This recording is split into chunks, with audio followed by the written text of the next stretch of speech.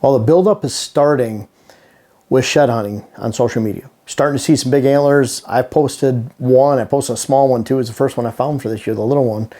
And it's really starting to build in excitement. And you start seeing that and you think, man, I never find any sheds. Well, a lot of times you don't realize a lot of these people are, you have the hunting industry types that have good spots to hunt, and they're being invited down to outfitters, guides, and they get to walk all this land that no one else gets to see, thousands of acres. You know where the deer are concentrated, and they just go find a bunch. So it's a little misleading. Or you have really well managed property like we do here in Minnesota, even over in Wisconsin. So it becomes a little bit misleading. And you look at it like, man, it's almost overwhelming. Some people have never found a shed antler, and it's not everyone's even found one, and so it can be a little bit overwhelming. And you think, I don't even have that kind of time to walk miles and miles. So I want to just get it narrowed down to where you could find some sheds quickly, and some of the signs to look for. Where I think, boy, when I get into a property, I could be looking at a 160 acre property somewhere, and you're walking, and all of a sudden it gets a little sheddy. And it means that, I need to start looking around, because this is a good spot for a shed. I'm going to talk to you about some of those spots. It's kind of cool because I found sheds in 2 states so far, Ohio and Michigan. There's some years I found sheds on 7 to 10 states would be kind of more normal. I don't go to as many properties or states nowadays, but still, as far as properties go, I might find sheds on 15, 18 different properties. Dylan, you've already found sheds in...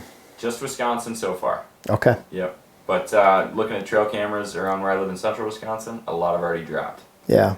And you were down in Indiana for a weekend. I'm surprised you didn't find any down there, but that'd be a good spot. Well. And we were in some really good areas where they had a lot of deer wintering, and by the sounds of it, a lot of their deer were still holding. Yeah, and that's what I'm finding too. It depends on the area, and we'll talk about that in a second. But bottom line is I'm looking for pellets and beds.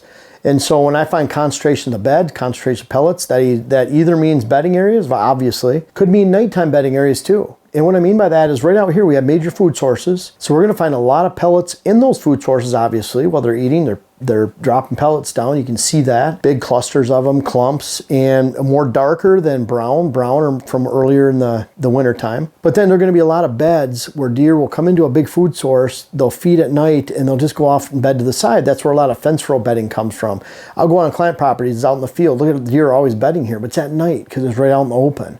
Those are the areas where you find sheds, either back in their beds, bedding areas, which is more like a staging area for the food source, and then in the food source you'll find a lot of pellets and beds. Concentrations of those are a really good thing. Away and more to the fringe area of giant doe groups. I was on a property in northern Ohio the other day. Really cool property.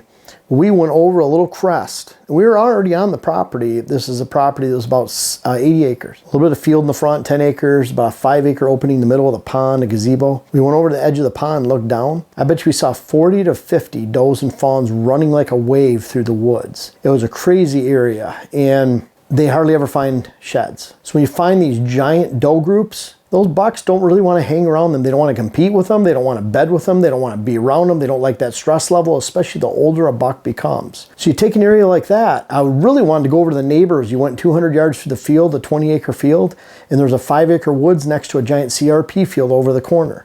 All the deer are on their land for various reasons, some 10 acre openings, hay fields. There wasn't a lot of good food in a couple thick areas, but I wanted to go over to that other woods. That's where I'd look for sheds for big bucks, because it's off to the side, away from the doe groups. Bucks are still going to associate near those doe areas, but a lot of times they're off to the side fringe areas, and those are the areas I'd rather look at. So if you're looking at 40, 50, 30 does in a field, you think, boy, there's got to be some sheds out there somewhere. Probably not. Those does and fawns seem to herd up together, and then bucks are off to the side. That's why even in the yarding areas up north, UP, Michigan, northern Minnesota, Wisconsin, upstate New York, where you have deer that travel a long ways to yard in protected, thermally protected, evergreen, usually cedar, swamps, hemlock in some areas, then in those areas, those bucks always have a chance of making it because they're on the fringe areas, and they can also pick the low-hanging cedar branches and get about a foot higher than even a mature doe. So they're off to the fringe areas. They have a lot more food. They're a lot bigger bodies.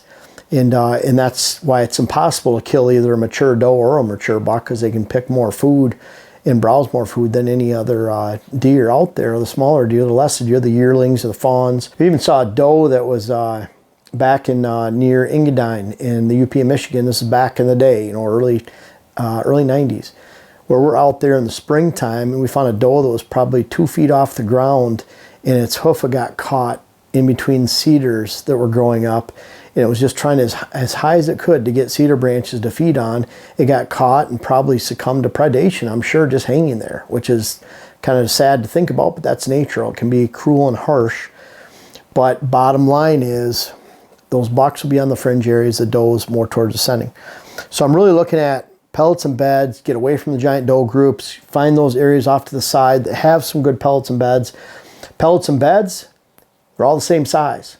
Big solid size beds, big solid size pellets usually means bucks. Changes of does and fawns, they're big body size, different compared to a smaller body size, so the beds are a lot different. Pellet sizes are different then too, so you can always tell doe bedding versus buck bedding. Crossings, go right to ditch crossings, fence crossings, thick cover crossings where there's a lot of deer going across a certain, whether they have to jerk their head going up and down a hill, crossing a creek. I've said it before, we found a shed on one property where it was literally frozen in the frozen creek down below our feet. We couldn't grab it because it was frozen in there. But that was an area where a deer could easily knock it off, just jarring its head walking somewhere. So really look at those crossings. Food, food, food. Find the food. Find where those mature bucks are feeding, obviously. And you'll find those shed antlers. They're not going to be far. They don't travel that far. That's why I talk about pellets, bedding areas, beds. That's either on the staging area before the food source, in the food, or in the bedding area. And then those crossings in between. And certainly after shed drop. Some people are so excited to go out and look for sheds. Public land's a little bit different. You got to be there when they drop. You have a lot of competition. People are pushing deer around. They can almost drop anywhere. Just got to put on some miles. But then when you find that it's the best time to go is after they've dropped, obviously, after the bulk have dropped. So I'd cheat towards the side of being too late and squirrels might have eaten part of them than actually going too early and bumping those deer off. And so you want to make sure the majority of those antlers have dropped. So timing's a big thing. I can honestly say in mixed ag where you have cold weather, a lot of snow, a lot of woods mixed in with ag, not a lot of standing crops, you're probably looking at a February drop, early to mid-February like they are around here right now in southwest Wisconsin. We see that the first 2 weeks of February a lot. There'll still be some holding into March. Then you get into some areas where it's really big food sources, standing food sources. Deer don't have to go far. They have thick cover, not a lot of stress. They don't have snowmobile trails going through the property, that kind of thing. People hiking, moving around. Then you might find that you actually have a lot of antlers dropping more the end of March and even into early April we've seen. So in that case, I'd probably want to go mid-March. We're going to be going mid-February around here in just a few days. So probably on the 16th of February, 17th, we'll be hitting it hard because we know with cameras that we've seen probably 80-85% at least of all antlers have dropped. So we're going to go hit it hard. And we know that timing. We're in the UP of Michigan.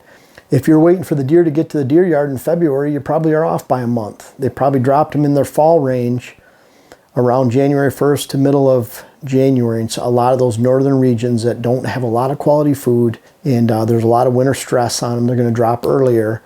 And no, it isn't exactly winter stress. It isn't exactly, there's testosterone changes too. But really, they've seen a lot where Camp Cousino Research Facility, a my enclosure, was all browsed out. Same deer, they didn't import any deer. Same genetics, they're on the outside, inside, same weather. It's in an area about 225 inches of snow annually. The deer on the inside that were supplementally fed and lived high in the hog all winter dropped more mid-February to mid-March. Those same deer on the outside of the fence that didn't have that supplemental food, even though they had better cover, they dropped around January 1st, January 15th. So 4 to 6 weeks earlier because they didn't have that supplemental feed. So think about the timing. So it's very harsh, wooded. That could even apply to West Virginia somewhere in the mountains or Pennsylvania in the hills and hardwoods, Kentucky hills and hardwoods. Where you don't have quality food, you might find they're dropping a lot earlier. So really look at that timing. Think of some of these areas. Think about where are their concentrations of does. Let's go off to the side. Find crossings. Find the food. Think of that timing. And you'll be on those shed antlers and you can do it in a quick amount of time. And that way you can be efficient with your time.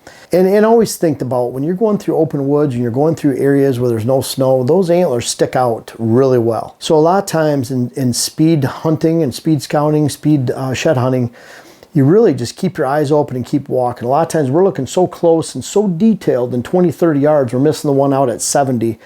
There's one I picked up in Ohio, walking through, and I know my clients, they were looking for shed antlers too, and I picked one out about 100 yards away, just white. And as I'm walking closer and walking faster and faster, because it keeps looking bigger and bigger, and it was a beauty, but it was spotted from a long ways away.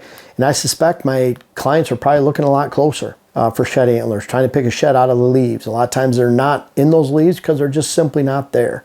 Really open your eyes, scan the horizon, look for something white. Cloudy days are a lot better. Sunny days have a tendency to throw a lot of shade and bright spots around that help hide and conceal some sheds. And follow these tips. Follow that shady day. You can see them a little bit better during when the sun's not there, and cloudy days.